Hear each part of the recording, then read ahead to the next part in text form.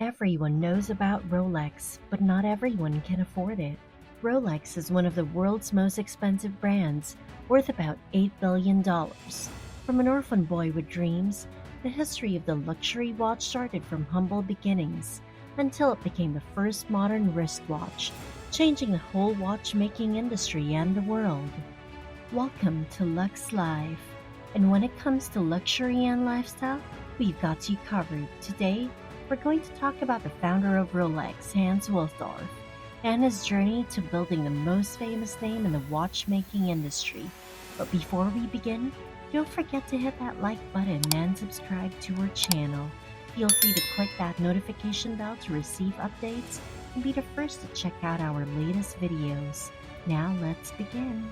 On March 22, 1881, Hans Wilsdorf was born in Kumbach, Germany, to Anna and Johann Daniel Wilsdorf. He was the middle child out of three. Unfortunately, he became an orphan at 12 when his mother got sick and died in 1892, and his father died a year later. Once he was in the care of his mother's brothers, his uncles sold the family business immediately. They used some of the money to pay for the children's education. They were all sent to an excellent, well-known boarding school in Bavaria, Germany. Hans didn't like this decision. It was a new town, and the other boys often made fun of him because of his religion. He felt like an outsider. Because of this, he focused his attention on his studies and became a bright student in school. He was good at mathematics and languages, where he learned French and English. While in that school, he met a boy who lived in Le Chaux-de-Fonds, a city in Switzerland known for its long history in the watchmaking industry. Hans became very interested in the town, so at 19, he decided to move to Geneva, Switzerland. He got a job as an apprentice for an international pearl exporting company. One day, Hans got a letter from a friend asking him to work for a company called Kuno Cordon. At the time, the company was one of the largest and best quality watchmakers. It exported pocket watches worth about £1,000,000 Swiss francs each year. He always wanted to go to Le Chaux-de-Fonds, where this well-known company was based. He then moved to Le Chaux-de-Fonds in 1900 to work for this company. He was hired as an English correspondent and clerk because he could read and write the language. Each month, he was paid 80 Swiss francs. He was also in charge of winding and checking the accuracy of many pocket watches daily. Through this, he learned a lot about how watches were made. He was able to gain a lot of insight into the art of watchmaking. Hans returned to Germany after 2 years to serve in the army, and afterwards he went to London to work for another company producing watches. He was already thinking about starting his own business.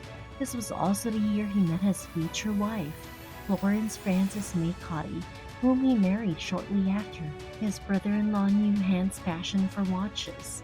This is why he helped him start his dream of having a business. By giving Hans money in 1905, they created a company called Wilsdorf and Davis Limited, which would later become Rolex. They teamed up with a Swiss watch company based in Switzerland and started importing to England. They also opened an office in Vienna, Switzerland to help with his business. Even though Hans liked watches, one big thing about the watch industry he wasn't into was pocket watches. At the time, wristwatches were mainly worn as jewelry by women, and some people didn't like them because they weren't accurate in telling time. These watches were much smaller than pocket watches. They had smaller movements that often made the clock go faster or slower because of small details in the movements. This was the main reason pocket watches were more popular back then, and their bulky size was seen as masculine. But Hans disliked using them, so he focused on wristwatches. Hans thought that wristwatches would become the norm for everyone sooner or later, and he was determined to find a way to make the best wristwatch for that. Over the next few years, he spent much time traveling around Europe. He went to a lot of different countries and met a lot of watchmakers to learn from them. During those years, he started making his own wristwatches. He worked on one watch after another to make a better, more reliable wristwatch for both men and women. Soon after, his business started to do well, and by 1908, it was one of the best watchmaking companies in England. At this point, Hans wanted to change the name of his business to something more upscale, catchy, and easy to say in any language. It also had to be short, so the name could fit on a watch dial. That is why he came up with the name Rolex. A few days later, in 1908, he registered the name Rolex as a trademark for the watches that would be known in the decades to come. Over the next few years, Rolex became known for making high-quality wristwatches, and many wealthy people started to wear them. But when the First World War began, many businesses, including watch companies, had trouble staying in business, and sometimes had to shut down, except for Rolex. This is because many soldiers were given Rolex watches because they were easier and safer to use. In 1914, the British taxed all companies based in Great Britain that exported goods across international borders, so he moved his company's head office from London to Bienne, Switzerland. In 1915, he completely changed the name of his company from Wilsdorf and Davis Limited to Rolex Watch Corporation Limited. In 1919, the company's main office moved from Bienne to Geneva, where it is still based today. There, Hans and his team would put everything they had into improving the technology of wrist watches. His efforts were not in vain, because in 1926, Rolex came out with a new watch that would change the watch business for good, the Rolex Oyster. It was the first waterproof wristwatch ever made. Hans knew what he made was revolutionary, so he decided to focus on marketing. A woman from London said she could swim across the English Channel, a body of water that stretches for 20.5 miles between England and France. She was going to do it in front of many people just to prove it, so Hans took advantage of that. Hans told her to wear a Rolex Oyster watch around her neck. She had been in the water for over 10 hours and was almost frozen to death when she was pulled out.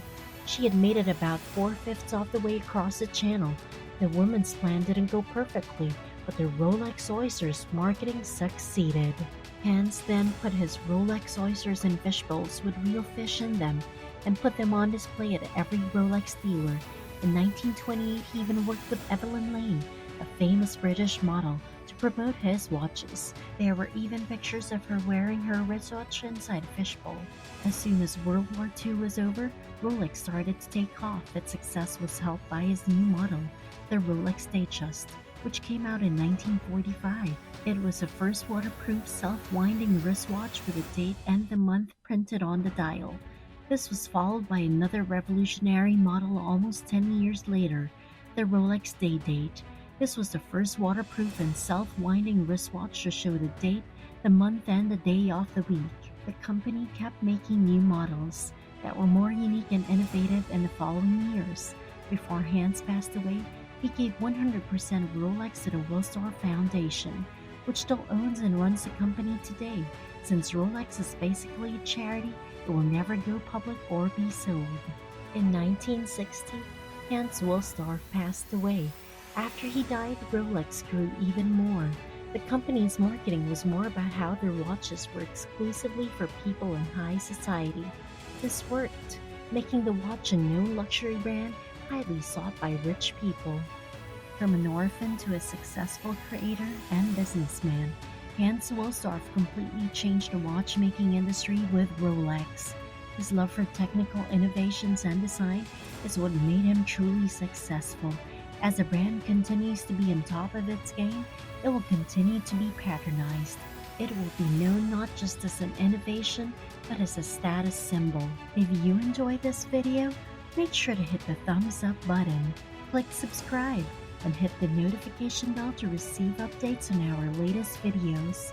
Also, feel free to leave us a comment. If you want to watch more videos, head on over to our channel to see more from Lux Live.